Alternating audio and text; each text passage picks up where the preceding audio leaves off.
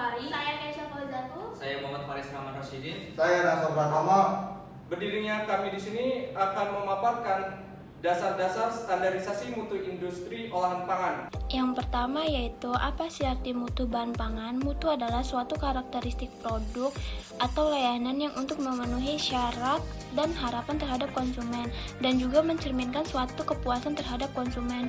Mutu juga berkaitan dengan kebutuhan, harga, keamanan, dan kelayakan yang dirasakan konsumen terhadap produk tersebut.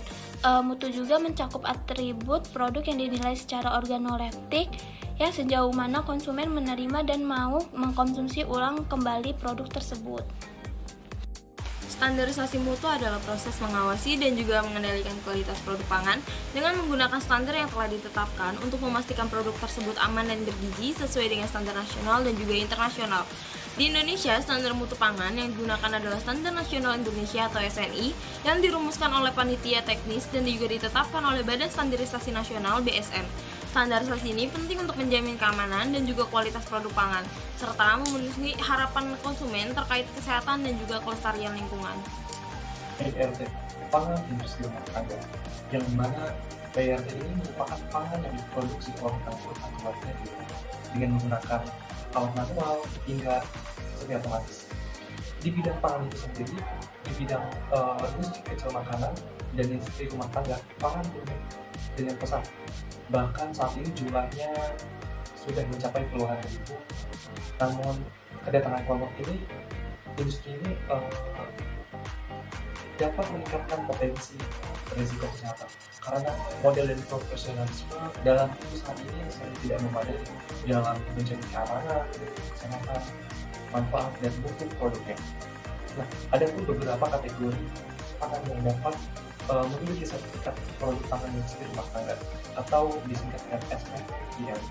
Contohnya, yang pertama itu ada hasil olahan daging kering, yang kedua hasil olahan ikan kering, yang ketiga hasil olahan unggas kering, yang keempat itu ada hasil olahan kelapa, yang kelima itu ada bumbu, yang keenam itu ada rempah-rempah dan lain sebagainya.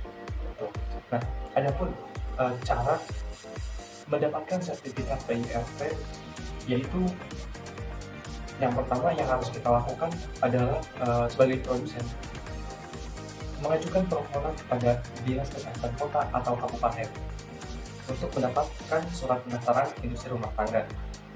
Nah, selanjutnya itu pemohon akan mengikuti hari yang diadakan oleh BPOM untuk memperoleh sertifikat penyuluhan keamanan pangan. Pemohon harus memperoleh nilai post-test minimal 60. Sertifikat ini nanti diberikan atas nama peserta penyuluhan dan tidak memiliki batasan masa berlaku. Lalu setelah penyuluhan, maka akan dilakukan audit terhadap sarana produksi industri rumah tangga pangan oleh tenaga pengawas kabupaten atau kota, atau disebut dengan District Food Inspector atau singkatannya dengan DP. Dan itu akan didampingi oleh penanggung jawab IRTP yang diperiksa. Nah, nomor PIRT akan diperoleh jika hasil pemeriksaan minimal mencapai TKJ. Nomor PIRT dikeluarkan untuk setiap jenis pangan dan berlaku selama 5 tahun.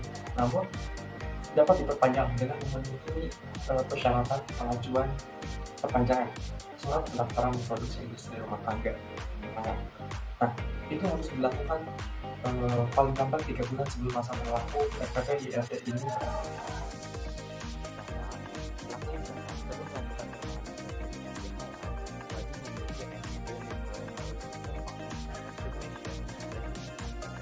Atau perizinan dari perusahaan dengan peraturan pemerintah nomor 36 kedua, program usaha mendapatkan NIB, maka pelaku usaha harus mempersiapkan syarat permohonan pengajuan sertifikat halal yang meliputi data pribadi usaha, NIB, nama dan jenis produk, daftar bahan yang digunakan dan proses pengolahan produk.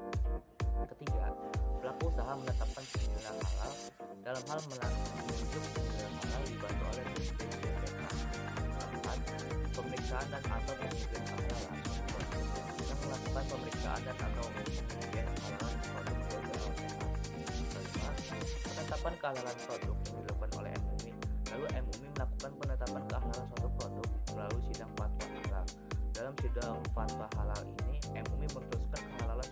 produk paling lama 3 hari kerja, dengan MUMI menerima hasil pemeriksaan atau pengujian produk dari LPH.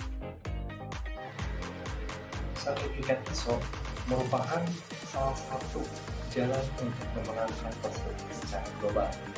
Karena sertifikat ISO adalah sistem manajemen mutu untuk kualitas perusahaan manajemen mutu. Untuk kualitas perusahaan sebagai kredibilitas perusahaan mampu bersaing.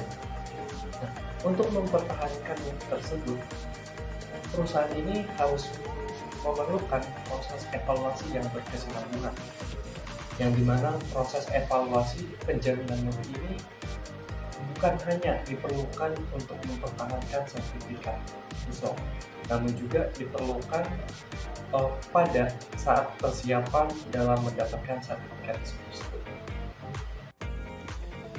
Sertifikasi MD adalah perizinan berupa izin edar produk pangan yang diproduksi oleh industri dalam negeri yang lebih besar dari skala rumah tangga, atau industri yang menghasilkan produk pangan yang wajib memiliki sertifikasi MD yang diproduksi oleh BPOM RI. Lalu, cara mendapatkan sertifikasi MD harus memenuhi beberapa syarat dan juga ketentuan, antara lain memiliki nomor induk berusaha atau NIB, memiliki nomor induk kependudukan atau NIK, memiliki alamat domisili yang jelas, memiliki modal usaha, memiliki paling sedikit satu jenis produk yang sudah memiliki pasar yang sudah diproduksi, lalu memiliki website atau media sosial sendiri, mengikuti prosedur yang ditetapkan sesuai ketentuan berlaku, menyertakan produk yang akan dijual seberat 800 gram, daftar komposisi atau daftar bahan yang digunakan termasuk keterangan asal bahan baku tertentu atau BTP. Proses pengolahan produk sudah terpisah dengan kegiatan rumah tangga, memiliki hasil audit secara sarana produksi atau piagam program manajemen risiko atau PMR, atau sertifikat cara produksi pangan olah yang baik atau CPPOB. Sertifikat kelayakan pengolahan atau SKP merupakan bagian yang terpenting dari pengolahan pangan berbasis ikan yang dilakukan oleh pengusaha kelautan dan perikanan. SKP didefinisikan sebagai sertifikat yang diberikan pada pelaku usaha pengolahan ikan, unit pengolahan ikan atau bukti yang telah menerapkan cara pengolahan ikan yang baik atau good manufacturing practices dan memenuhi persyaratan prosedur atau operasional standar sanitasi atau sanitation standard operating procedure. Pengertian ini berdasar pada peraturan pemerintah nomor 57 tahun 2015 tentang sistem jaminan mutu dan keamanan hasil perikanan dan peningkatan nilai tambah produk hasil perikanan serta peraturan Menteri Kelautan dan Perikanan nomor 17 per Kapet per 2019 tentang persyaratan dan tata cara penerbitan sertifikat kelayakan pengolahan atau SKP.